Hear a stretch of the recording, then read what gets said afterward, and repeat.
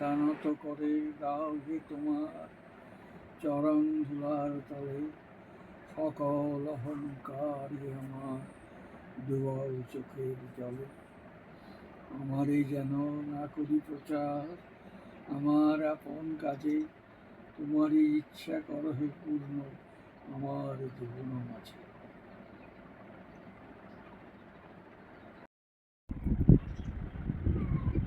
সার্থক জনম মাগো জন্মেছি এই দেশে, সার্থক জনম ওর তোমায় ভালোবেসে। জানি না তোর ধন রতন আছে কিনা রানীর মতো, শুধু জানি আমার অঙ্গ জোড়ায় তোমার ছায়া এসে। রবীন্দ্রনাথের স্বদেশ প্রেম কত গভীর ছিল, কত পবিত্র ছিল, কত সার্থক ছিল, এই কবিতার দ্বারা সেটা প্রমাণ করা যায়। রবীন্দ্রনাথ তার স্বদেশকে মায়ের মতোই ভালোবাসতেন, যাতে কোনো খাত ছিল না। এই কবিতার মধ্য দিয়ে সেটার এই সার্থক প্রকাশ ঘটেছে। এর চেয়ে আর কি হতে পারে? আমার অঙ্গ জোড়ায় তোমার ছায়া এসে।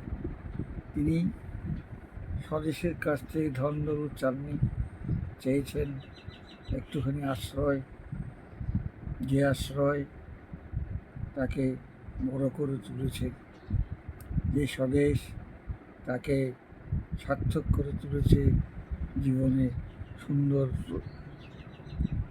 প্রতিভাবান হতে।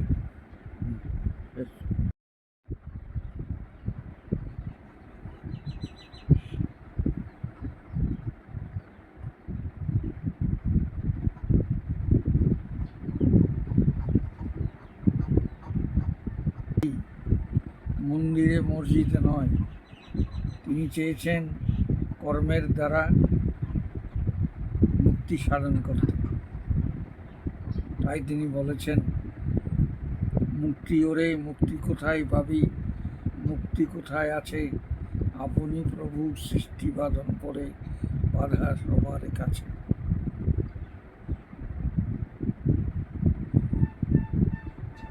এখানে জীবনের সার্থকতা।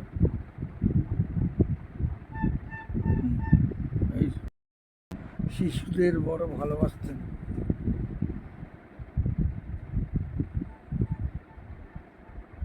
তার জীবনে শিশুদের প্রভাব অনেক বেশি। এদের উদ্দেশ্য করে তিনি শিশু কবিতা, শিশু ভোলানাথ ইত্যাদি কবিতা রচনা করেছেন। এই কবিতাগুলির মধ্যে দিয়ে মায়ের সাথে শিশুর কি সম্পর্ক, শিশুরা যে মাকে কতখানি ভালোবাসে তার প্রমাণ পাওয়া যায়।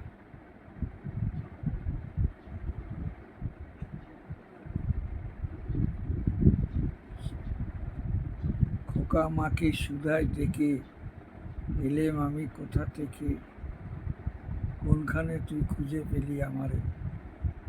মা হেসে কয় হেসে কেঁদে, খোকারে তার বুকে বেঁধে, ইচ্ছে হয়েছিলে মনের মাঝারে। মায়ের সাথে সন্তানের যে গভীর সম্পর্ক, এই কবিতার মধ্য দিয়ে সেটা বোঝা যায়। রবীন্দ্রনাথ আছেন আমাদের মরণে, আমাদের জীবনে, আমাদের সুখে দুঃখে আনন্দে, আমাদের সারা জীবন ধরে রবীন্দ্রনাথ আছেন। জীবনের প্রতি ক্ষেত্রে রবীন্দ্রনাথকে ছাড়া আমরা আমাদের জীবনকে কল্পনা করতে পারি না। রবীন্দ্রনাথের গানের কথা যদি বলি, রবীন্দ্রনাথ তার জীবনে অনেক সঙ্গীত রচনা করেছেন, প্রায় 1000 মতো হবে। রবীন্দ্রনাথের গানের সুর এবং ছন্দ সম্পূর্ণরূপে ভিন্ন রবীন্দ্রনাথকে বুঝতে গেলে পরে তার গানের মাধ্যমে বুঝতে হবে। আমাদের জীবনের সুখে দুঃখে এবং আনন্দে রবীন্দ্রনাথ ছড়িয়েছেন। তার গানের ভিতর দিয়ে আমাদের জীবনের প্রভাব দেখা যায়। রবীন্দ্রসঙ্গীত এতখানি বিশাল এবং ব্যাপক যে মানুষের সুখ দুঃখকেও ভুলিয়ে দেয়। এই প্রসঙ্গে যদি বলি,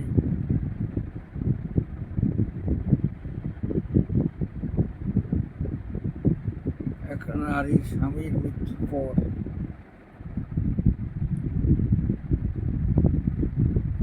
অনেকক্ষণ ধরে কেঁদেছে, অনেক দিন ধরে কেঁদেছে, কিন্তু তার মনে শান্তি ফিরে আসে। তখন তার কাছে গীতাঞ্জলির কতগুলি গান গাওয়া এবং আশ্চর্যের ব্যাপার, তারপর থেকেই তার শোক নিবারণ হলো, সে শান্ত হয়ে গেল। এতখানি প্রভাব রবীন্দ্রসঙ্গীতের আছে। রবীন্দ্রনাথ তার গানে অনেক ধরনের পরীক্ষা নিরীক্ষা করেছেন। এখানে বিভিন্ন সুর নিয়েও তিনি পরীক্ষা নিরীক্ষা করেছেন। বাংলার ভাটিয়ালি, বাংলার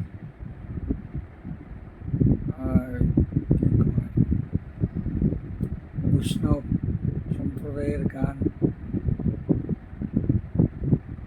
তার সুর, এগুলি নিয়েও বাউল সঙ্গীতের সুরেও তিনি অনেক সঙ্গীত রচনা করেছেন।